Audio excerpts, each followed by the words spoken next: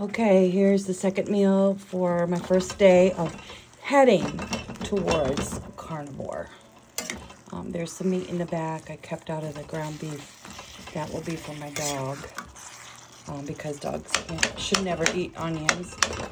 Just so you know, we had to renovate our church. We thought when we bought this church that the rectory came with it, parsonage, and it did not. So we had to use one, there's 2 stories. So we used the 1 story and renovated it to live in. Now we have a full restaurant kitchen, restaurant size, industrial kitchen downstairs, minus a dishwasher, which I would love. But anyways, I've heard of countertop dishwasher. So, this is dirty carnivore. What's called dirty carnivore. I understand this is not strictly animal products. And so, there are 3 people in our household, and 2 of them will not be going with me. So I'm trying mostly to get away from, right now, at the beginning, I want to get away from processed foods. So I'm making my own. I love to get the fatty beef. I did not put any butter in here. Oftentimes when I'm making meat, when I made my sausage patties for breakfast, I fried it in butter. I put butter in the pan first. All right, then, just because I had some leftover rice, I'm making fried rice, although this is not my usual way of making it. Usually I fry the dry rice and then cook it. This was already made. I had made a bunch because I put a little bit of rice in my dog food sometimes. And I feed my dog. I only feed my dog whole foods. So I'm going to get some grated cheese or cut cheese and melt that on top of that. I'm going to turn it off. So it was already pre-cooked. So I just added some, I'll show you. I get these kind of chilies, diced chilies. They are not, doesn't have to be that brand, but they're not spicy. They just have, to me, like a very good Hispanic flavor.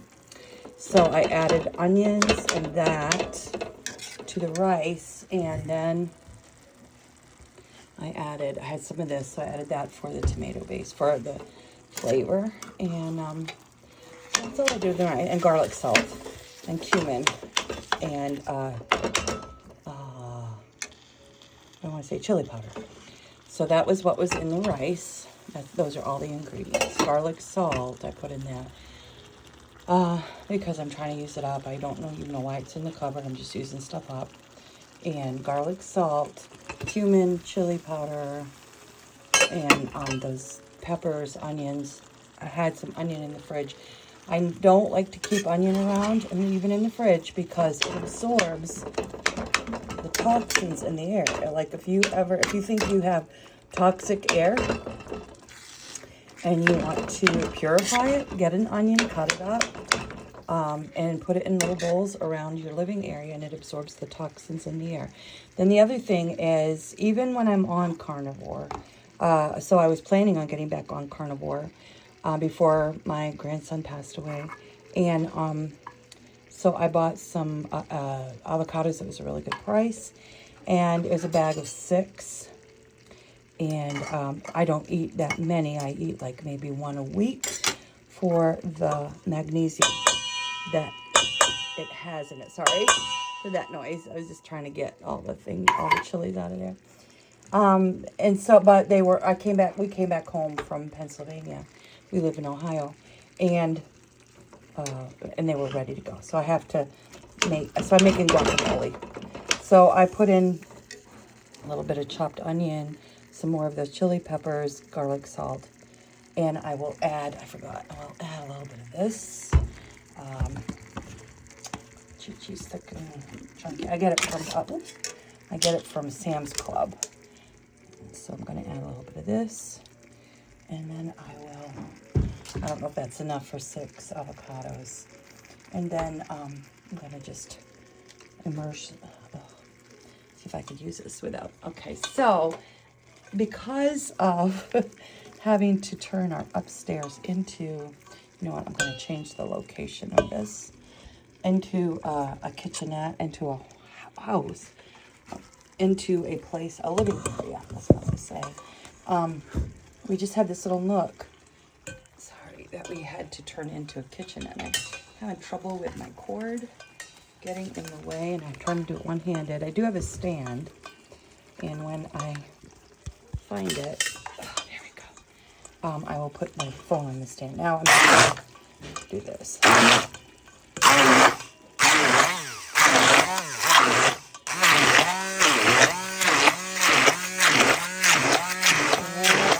Almost ready. You can't pull it out. If I pull it out, it will splatter all over. So there we go. And sometimes when I get my avocados, I just cut them open. Whoops, stepped on my dog. Here's my dog. I'll just get, needs a little more. I don't know. Maybe it doesn't need anything. I'll just get an avocado, dig it out of the peeling, and just sauce it. Just put salt on it, or maybe a little garlic powder. Avocados are kind of like tofu in that they don't have much flavor. They absorb whatever flavor you add to them. But I love the texture. So we had this little space that we had to turn into a kitchen to get our loan, our mortgage. And so I do not have an oven here. So I have a microwave and this two burner thing, which I love it. I've had it for probably 2-3 years now. And that's what I use for my burners up here. I can go downstairs and cook, but you know, it's quite a ways away from our living area. So anyways, and then I have a toaster oven, air fryer. So, and I use that a lot. But you can, it's small, you know, I can't do large items in it. So the other thing I'm going to do that is not carnivore is, this is what I learned from a Hispanic woman who taught me how to cook. This type of food. My first husband was in the military, and she was from like New Mexico or something, and you know, like her family spoke, they didn't speak English. That was not their first language, but so she had a heavy accent. Very, very sweet woman, and she had us over for this feast that was amazing. Like, she made her tortillas from scratch and patted them out with her hands, and oh, I still want to learn how to do that, but I mean, not necessarily now, but it was just fascinating to watch her go at it. So anyways, what I learned from her was I take a can of beans, there we go, and I put them in the meat and mash them with like a potato masher, and it turns into a paste that holds the meat together when you put it on your taco. And then, because I don't know if you have the problem I do, where you know, you put your meat in the taco shell and it just falls out. The crumbles end up on your table. You have to do it over your plate and get a spoon or fork and, you know, get the meat that falls out up with your utensil. So this, if you put the beans in and mash them in, it holds it, binds it together. So I have sour cream on the table already, and pre-grated Mexican cheese, which I usually prefer. Just my favorite is Colby cheese. I like Monterey Jack on my Mexican food. I think that's the one. And almost, you can hardly find that. It's always Colby Jack now. And I just like Monterey Jack. That's the way I first ate my tacos, which was with Monterey Jack. So that's the flavor that I have in my head from my first experience. I was probably, I think I was about 14 the first time I ever had tacos. And oh my goodness, it became my favorite flavor. So anyway, that's it. I'm going to double check. I've already turned this off. I need to go get the cheese. It's sealed up and melted on the rice. And I'm going to double check this for flavor. I think it needs something. Maybe, I don't know what. I need to taste it again and check it out. Oh, so I had the 6 avocados and I had a lemon. I can't find good lemons right now, but got a lemon and squeezed it and put the lemon juice in here. So it's a little tangy.